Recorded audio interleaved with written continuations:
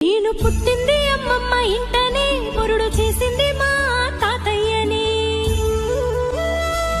పేరు పెట్టింది మా అమ్మమ్మని, ముందు పిలిచింది మా నానమ్మని. ముద్దులాడరు మా మావయ్యలు, మురిసిపోయారు మా అత్తమ్మలు. మా అమ్మమ్మ ఎప్పుడు కాపలా చూసుకున్నది కంటికి రెప్పలా. లాల పోసింది, జోల పాడింది, బుగ్గ చుక్క పెట్టి